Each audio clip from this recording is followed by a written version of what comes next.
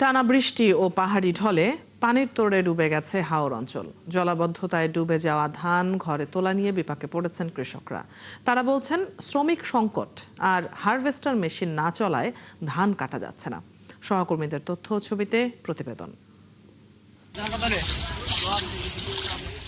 নেত্রকোনার দুর্গাপুরের নিচু এলাকার বড় ধান তলিয়ে গেছে। এতে পাকা ধান ক্ষতিগ্রস্ত হওয়ার সংখ্যায় আছেন কৃষকরা।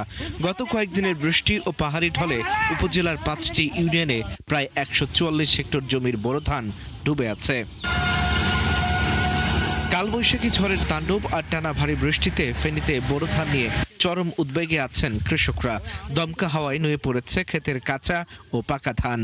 এখন আর ধান ফাকনা ধান তুফানে বাতাসে পানিয়ে সবকিছু লন্ডভন্ড হয়ে সবকিছু নষ্ট হয়ে গেছে। এখন তো আমরা এগুলো নিয়ে বহুত কষ্টে আছি, ধান কাটতে পারতেছি না, কাছে দিয়ে একটা করে শীষ তোয়াই কাটা লাগে। শীতের মধ্যে ধান অনেক নষ্ট হয়ে গেছে, তুফানে হরি গেছে। এখন যা তোয়াই বাড়িতে আনছি, শুকাইতে হারি না। চাষিরা বলছেন কার্যকর পানি নিষ্কাশন ব্যবস্থা এবং ঝুঁকিপূর্ণ বাঁধগুলো দ্রুত মেরামত করতে হবে। আর কৃষি বিভাগের দাবি, আবহাওয়া স্বাভাবিক হলেই দ্রুত ধান কাটার ব্যবস্থা করা হবে।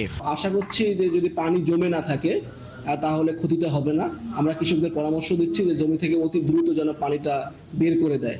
মাঠ পর্যায়ে আমার উপসহায়ক কৃষি কর্মকর্তা আছে, তারা সার্বক্ষণিকভাবে কৃষকদের পরামর্শ দিচ্ছে। টানা বৃষ্টি ও পাহাড়ি ঢলে ব্রাহ্মণবাড়িয়া জেলার হাওর অঞ্চল ডুবে গেছে। এতে জেলার অন্তত 1500 বড় চাষি ক্ষতিগ্রস্ত হয়েছে। কৃষি বিভাগ জানিয়েছে জেলায় 375 বিঘা জমি আংশিক ক্ষতিগ্রস্ত হয়েছে। এছাড়া 93.75 বিঘা জমির ফসল সম্পূর্ণ ক্ষতিগ্রস্ত হয়েছে। যদি নতুন করে কোনো বৃষ্টি না কোনো ক্ষতি হইতো না, যদি বৃষ্টিও ক্ষতি হইব, ফাঁকা ধান তলে গেছে এটা হতেইছে। ধান কাটার মেশিনের কারণে আমরা এই বিপদটা লাগছে। আমরা হাতে একদম হুক না আসলে ফাড়া। আমরা সরকারের পক্ষ থেকে আমাদের কৃষি মন্ত্রণালয় থেকে জানতে চেয়েছে, তালিকা চেয়েছে, আমরা তালিকা প্রণয়নের কাজ করছি।